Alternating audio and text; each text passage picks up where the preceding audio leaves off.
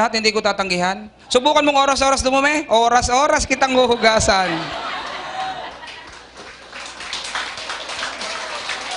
Nakakatawa. O sige, tatanong ko lang. Anong trabaho ng mga kakilala nyo sa London? Caregiver. Anong trabaho ng mga caregiver doon? Tagahugas din ng puwet. Anong kaibahan ng puwet nyo sa mga yon? Social ba o puwet? Bakit hindi ba social ang atin? Ano point ko? Bakit sila tagahugas ng puwet sa London? Linya ba nila dati yon? Meron bang bata nang gumraduate ng kinder? Gusto ko tagahugas ng puwet pagdating ng araw. Meron ba ganung pangarap? Wala naman ah. O bakit ngayon merong nasa London tagahugas ng puwet? Hindi naman nila linya. Alam nyo ang sagot, ang simple lang. Sa London may malaking kitaan, marangal naman. Totoo ba yan? Yes. O sige, sa linyang sinasabi mo ngayon, kumusta ka na dyan kapatid? Nakuha mo na ba mga pangarap mo? Kung hindi pa, nandito Vita Plus, linyahin mo lang, kayang-kayang kunin ang mga pangarap dito.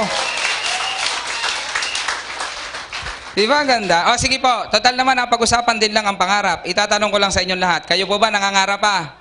Yes. Bibigyan ko kayo ng pagkakataong mangarap ngayon. Ito na lang, libre si mundo, pwede mo nang lakihan. Nangangarap po ba kayong magkaroon ng maganda at malaking house and lot? Magkanong house and lot ang gusto mo, ma'am? 5 milyon. Wow! Sabi mo, 5 milyon.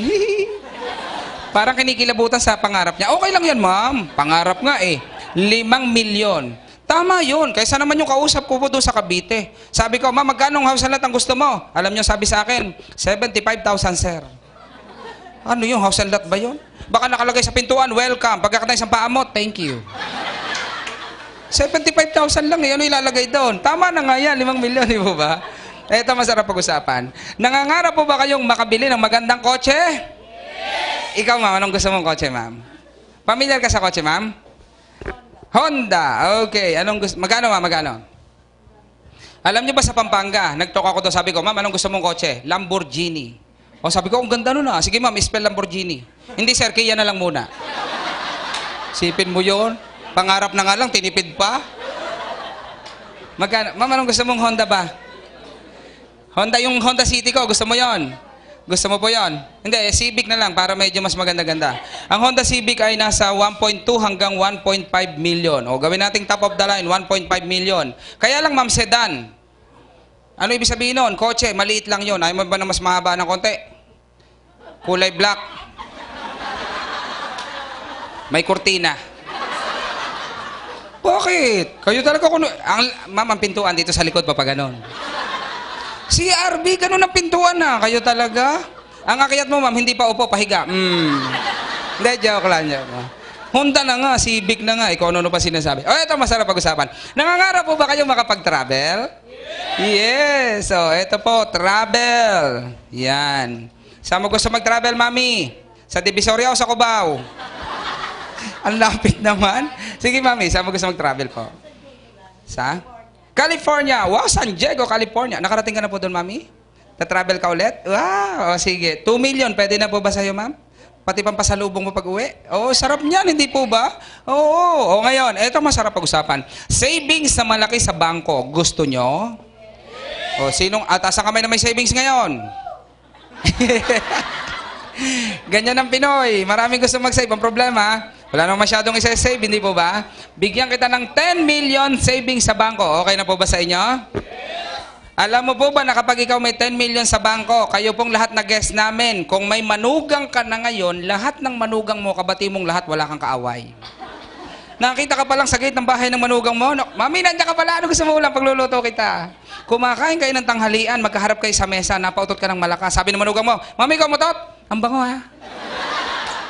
Bakit mabango? May 10 million ka sa bangko eh. O, magkano pangarap natin? 6.5, 8.5, 18.5 million kapatid. Eto mga pangarap mo, itatanong ko lang, sa ginagawa mo ngayon, makuha mo kaya?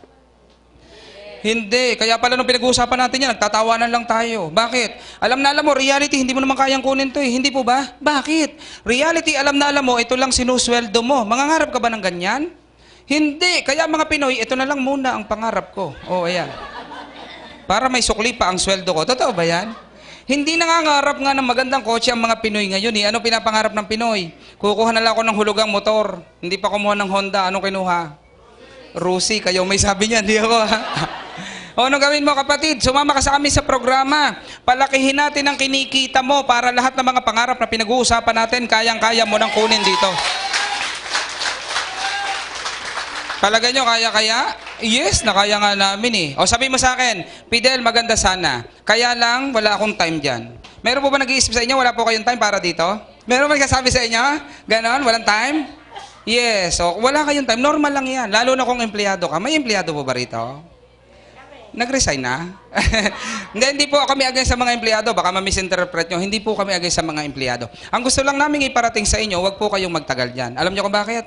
Wala pang empleyadong yumaman. Totoo po ba yan? Yes, hindi po ba? O hindi man naghihirap, pero hindi rin nayaman. O papakita ko sa inyo ha, buhay ng empleyado. Mami, baka hindi kayo to. Pero majority ng empleyado sa panahon ngayon, ganito buhay. Sweldo, bayad utang, sweldo, bayad utang, sweldo, bayad utang. Totoo yan? Pamisa-misa, pupunta ka sa London. Loan dito, loan doon. Loan dito, loan doon. Yung ATM mo, hindi mo na makukuha sanlaan. Bakit? Di pa nga tapos, nire-renew mo na naman. Ano pinakamalupit na nangyari sa'yo? Nakalimutan mo ng PIN number. Sa tagal mo nang hindi napipindutan yan. Pero empleyado, hindi po ba? Alam niyo mga empleyado, walang financial freedom. Hindi lahat po ha, pero majority. Subukan mo empleyado, bagong sweldo, pumunta ng Jollibee, nung nasa counter, saan nakatingin? Sa kaliwa, sa kanan.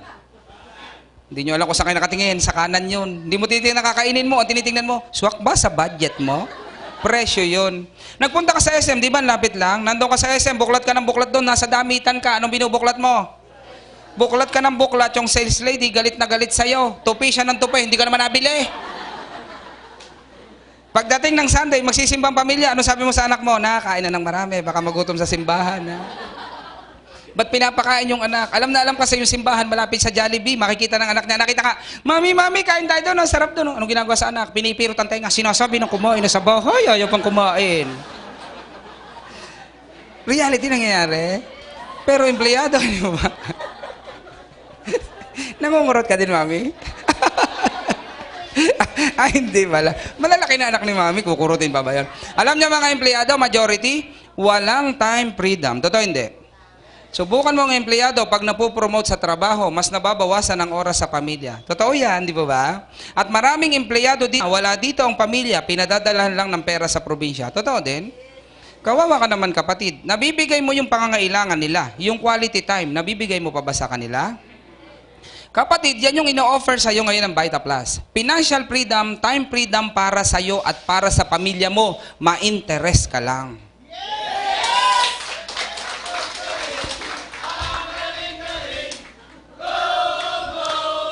O, tanong ko lang po, palagay nyo, may financial freedom po kaya kami dito?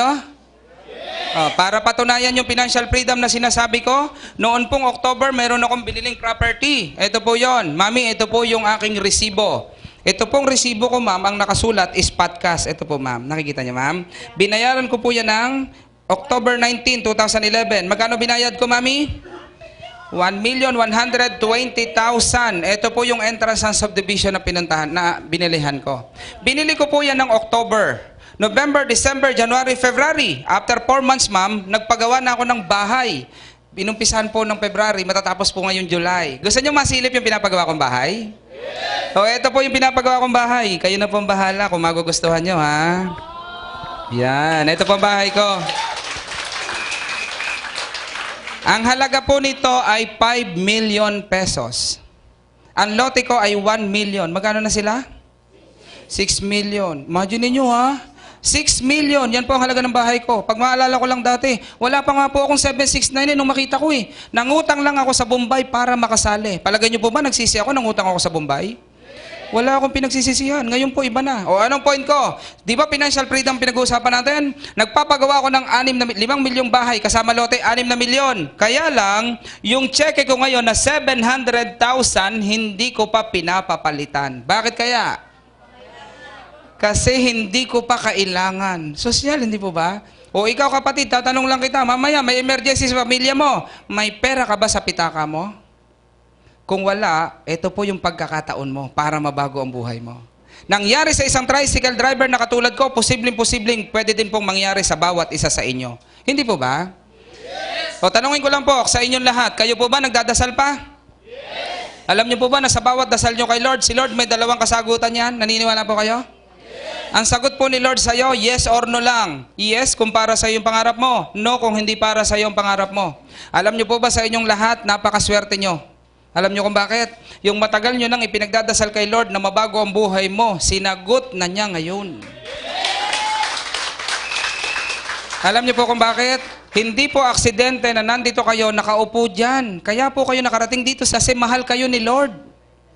Si Lord po hindi yan literal. Bakit? Humingi ka ng kayamanan. Bukas ng umaga, katabi mo yung kayamanan sa kama. Hindi po ganun. Gagamit po yan ng mga kasangkapan, ng mga paraan. Alam niyo po bang magpapadala pa yan ng angel sa'yo para makarating ka sa hinihingi mo? Yung mga tao po na nag-imbita sa inyo, yan ang angel ng buhay mo. Kaya ka nakarating dito. Imagine niyo, di po ba?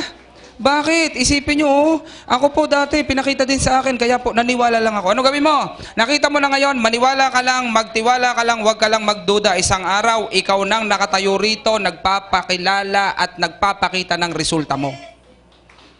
Naniniwala po ba kayo na si Lord may promise po sa ating lahat? Jeremiah 29:11. Sino po may alam ng verse? For I know the plans I have for you, plans to prosper you, not to harm you, plans to give you hope and future. Alam niyo mga kapatid, ang promise sa atin ni Lord, bigyan tayo ng masaganang buhay dito sa mundo. Kaya nga ipinakita sa iyo ngayon ito, bakit? Yung promise niya sa amin, binigay na. Ikaw po pinakita sa iyo. Maniwala ka lang po sa nakita mo. Alam niyo po ba kung bakit si Moises nasa Bible yon? Di ba karakter siya doon? Alam niyo trabaho niya doon? Alisin ang mga Israelita sa pagkaalipin sa Ehipto. Para ito inutos ni Lord. Dalahin yung mga Israelita sa Promised Land. Alam niyo yung Promised Land? Yung may milk and honey? Yun po yung Kanaan. Pag nilakad mula nila yun, mula Egypt hanggang Promised Land, alam niyo po ba kung gaano katagal sila makakarating doon? Lalakarin nila? 11 days, nandoon na sila sa Promised Land. Sa pagkakaalam niyo po, yung narinig niyo dati, gaano katagal silang nakarating sa Promised Land? 40 years po bago sila nakarating sa Promised Land. Bakit ang tagal? Pwede palang 11 days lang. Alam niyo kung bakit? Habang bumibiyahe sila at naglalakad po sila, ano nangyari sa mga tao? Hindi sila naniniwala, hindi sila nagtitiwala na igagay sila ni Lord at nagduda sila sa kakayanan ni Lord na makarating sila doon. Kapatid, naniwala kami ngayon kaya nasa Promised Land kami. Baka ito na yung Promised Land ni Lord na ino-offer sa ating lahat at pinangako niya. Anong gawin mo? Maniwala ka lang, pagtulungan po natin gawin yung negosyo na ito. Ito po ang negosyong hindi nyo gagawin mag-isa. Nandito po kami para makatulong nyo, sama-sama natin gagawin yung negosyo. Okay?